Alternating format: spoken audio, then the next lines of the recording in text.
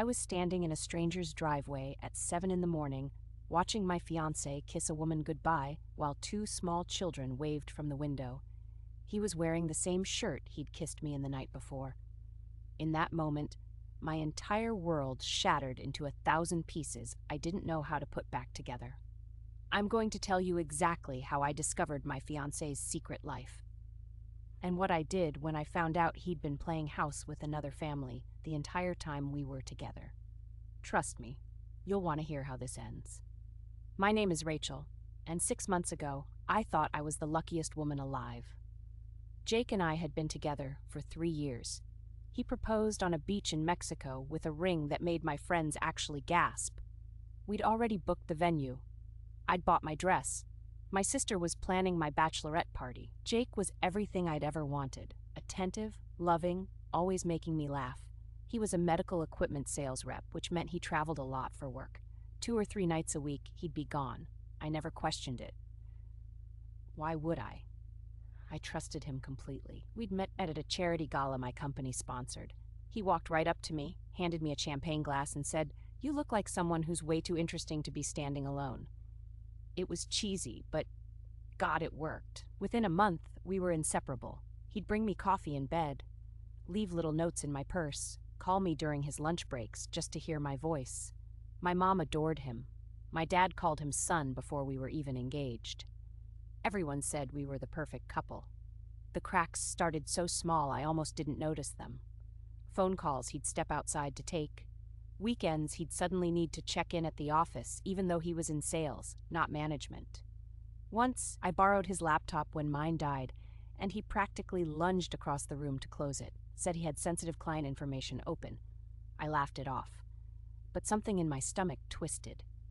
Then there was his phone. He'd started keeping it face down everywhere. Changed his passcode, said it was for work security. When I asked to use it once because mine was dead and I needed to call an Uber, he got weirdly defensive, said his battery was low. It wasn't. I saw the screen, 87%. I told myself I was being paranoid, that loving someone meant trusting them, that if I started questioning everything, I'd ruin what we had. But that wasn't even the worst part. The worst part was how good he was at making me feel crazy for noticing. I'd mention something felt off, and he'd wrap his arms around me, kiss my forehead, and say, "Baby, you're stressed about the wedding. I'm here. I'm not going anywhere." And I'd believe him. Because I wanted to believe him. Because the alternative was unthinkable. Everything changed 3 weeks ago. Jake had supposedly left for a 4-day sales conference in Atlanta. He'd kissed me goodbye, told me he loved me, said he'd call when he landed. But that afternoon, I got a call from his mom asking if Jake was feeling better. I had no idea what she was talking about. She said Jake had texted her that morning, saying he had the flu and was staying home with me. My blood went cold. He'd lied to both of us. But why? I tried calling him, straight to voicemail, texted, nothing. For 6 hours, nothing. Then finally at 9 p.m. a text, "Sorry babe, conference sessions ran late, phone died, love you." I stared at that message for 20 minutes.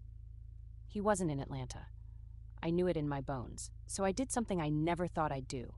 I tracked his location using the Find My Friends app we'd set up ages ago for safety. He'd never turned it off. The pin dropped on a residential street 20 miles across town. Not Atlanta, not his office. A house in a quiet suburban neighborhood I'd never heard of. I sat there shaking, trying to rationalize it. Maybe it was a client's house. Maybe the GPS was wrong. Maybe I was losing my mind.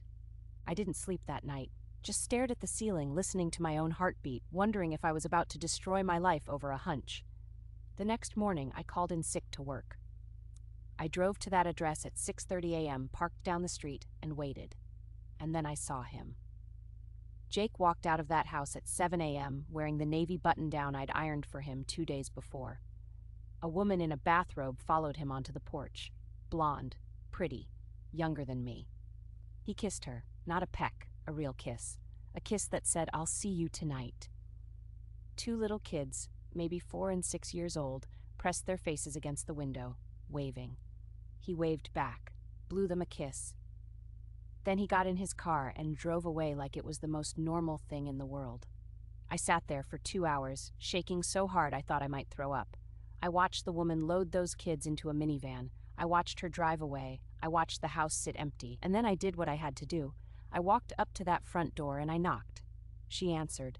Up close, I could see the exhaustion in her eyes, the coffee stain on her sleeve.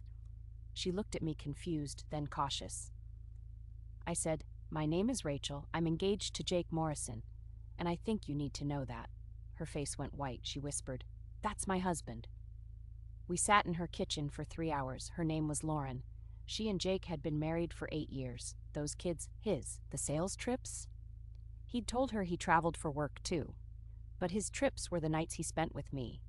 When he was with me, he told her he was working overnight territory shifts. We compared photos, dates, receipts. He'd been splitting his life down the middle for 3 years. Two homes, 2 women, 2 completely separate realities. He'd even given her a ring for their anniversary the same month he proposed to me. Stay with me, because what happened next is the part that still keeps me up at night. Lauren was 8 months pregnant. I had absolutely no idea what was about to happen.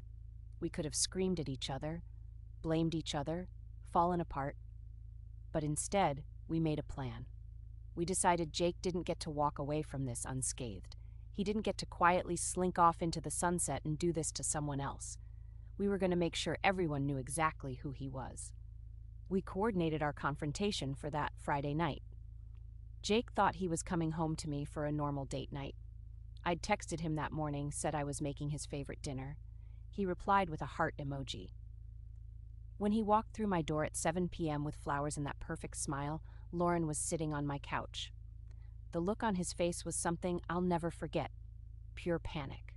He actually stumbled backward, tried to say my name, then hers, then just stood there opening and closing his mouth like a dying fish. I said, "We know everything."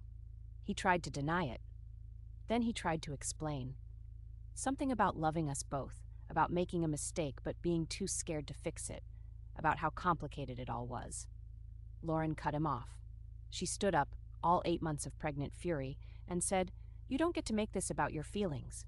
Pack your things. You have 10 minutes. We'd already called his parents, his boss, my parents, our friends. We'd sent a joint email to every single person in both our lives with a calm, factual explanation of what he'd done. We attached screenshots, photos, everything. We didn't trash him. We didn't have to. The truth was damning enough. By the time Jake left my apartment that night with a garbage bag of his clothes, his phone was exploding with messages. His mom was crying on his voicemail.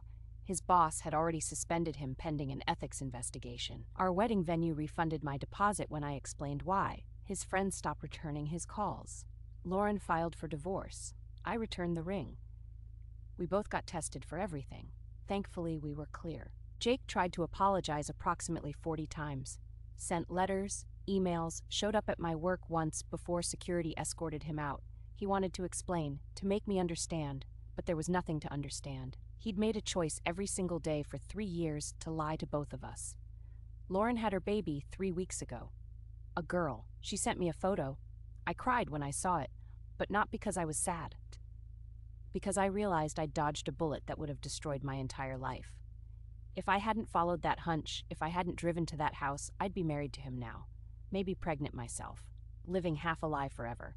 I'm not going to say I'm grateful it happened. I'm not going to say everything happens for a reason, because that's garbage. But I will say this. I learned that my gut was right. That when something feels wrong, it probably is. That trusting someone doesn't mean ignoring red flags.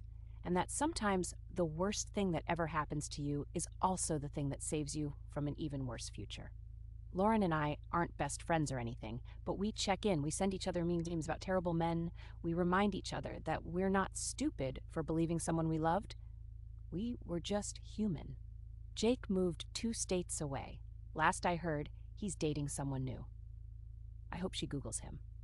I hope she finds the articles because yes, a local blog picked up the story. I hope she runs. As for me, I'm good. Really good. I got a promotion, I adopted a dog. I'm learning to trust again, slowly.